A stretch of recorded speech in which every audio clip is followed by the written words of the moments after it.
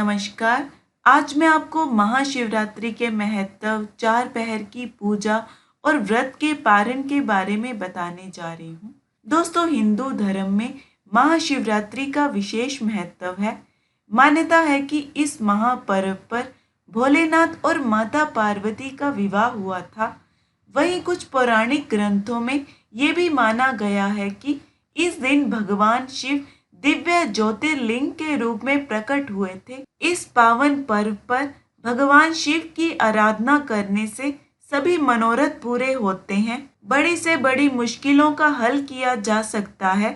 सुयोग्य वर या वधु, सुयोग्य संतान, धन, यश, कीर्ति आदि की प्राप्ति होती है और जीवन से जुड़े सभी कष्ट दूर होते हैं। पूरे साल की शिवजी की पूजा का फल एक दिन में पा सकते हैं।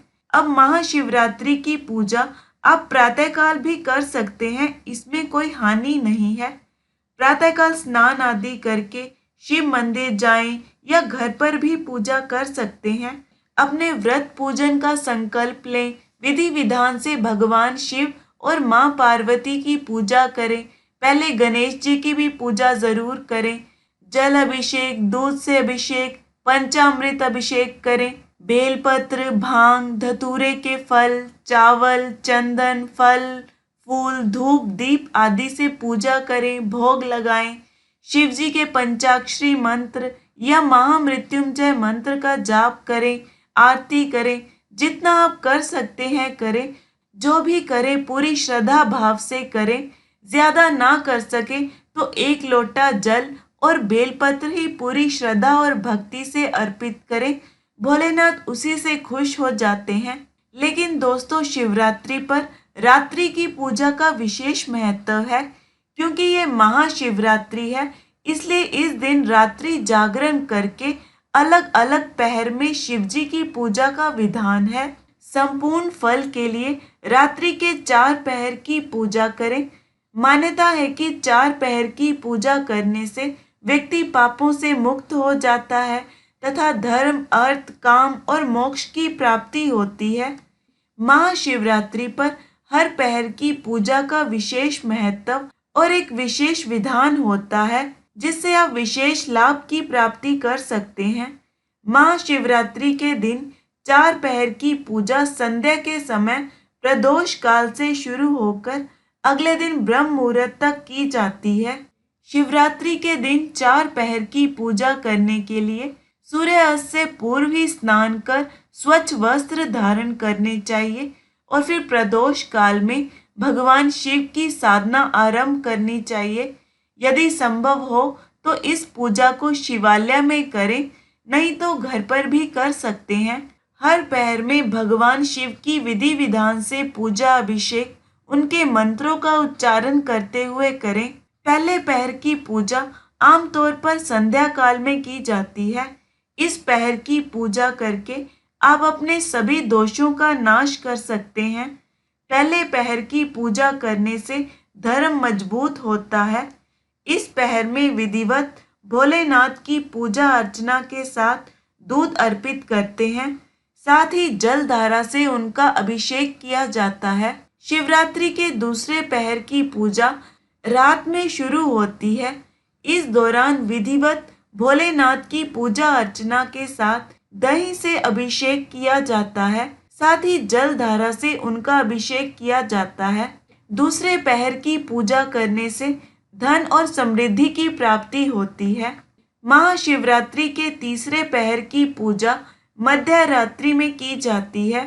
इस पहर की पूजा से आप अपनी सभी मनोकामनाओं की पूर्ति कर सकते हैं।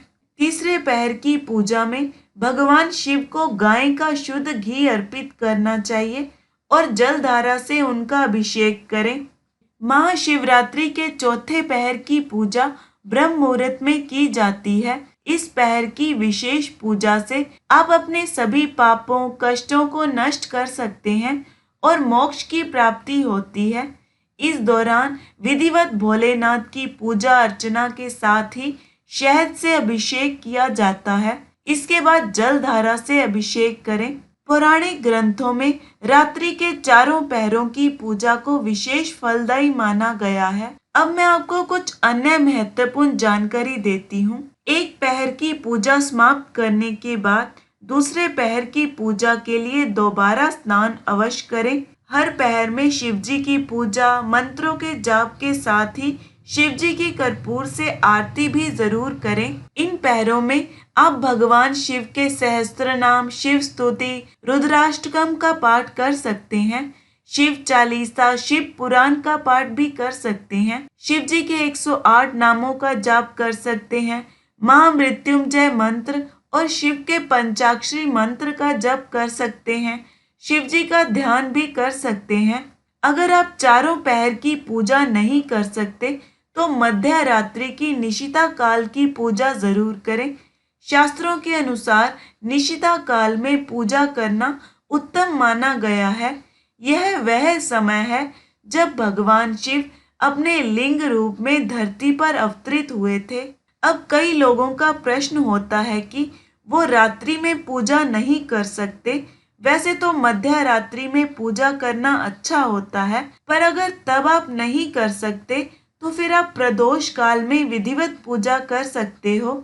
इस समय भी शिव जी की पूजा करने से मनोवांछित फल की प्राप्ति होती है। ये व्रत आप निर्जला या दिन में दूध फल लेके कर सकते हो। जितना आपका सामर्थ्य हो आप उतना ही करें। स्वस्थ ना हो, व्रत ना रख सके तो फिर ऐसे ही भोलेनाथ की पूजा करें और आप सात्विक भोजन ले सकते हो। शिवरात्रि के एक दिन पहले मतलब त्रयोदशी तिथि के दिन केवल एक समय का भोजन ग्रहण करना चाहिए। शिवरात्रि के दिन सुबह उठकर स्नान आदि करके आप अपने व्रत और पूजा का संकल्प जरूर लें। अगर 4 पहर की पूजा करना चाहते हो तो उसका संकल्प लें और भोलेनाथ से व्रत को निर्विघ्न पूरा करने के लिए प्रार्थना करें। अब मैं आपको व्रत के पारण के बारे में बताती हूँ। अगले दिन स्नान आदि करने के पश्चात अपने व्रत का पारण करें। जहाँ आपने भगवान की पूजा की है वहाँ जो फूल वगैरह है वो हटा दें। भगवान की आरती करें, भोग लगाएं। अपनी पूजा में हुई भूल चूक के लिए क्षमा याचना करें। जो भी विसर्जन करने का सामान है जैसे कलश का जल और बाकी सामग्री, उन सब का विसर्जन कर सकते हैं। अन्न दान की सामग्री भी निकालें। ब्राह्मण भोजन करवा सके तो और भी अच्छा है, नहीं तो मंदिर में अन्न दान भी कर सकते हैं। किसी गरीब को भी दान जरूर करें। फिर जो भी आपने भगवान को भोग लगाया है उससे आप अपने व्रत का पारण करें। उसके बाद आप सात्विक भोजन ले सकते हैं।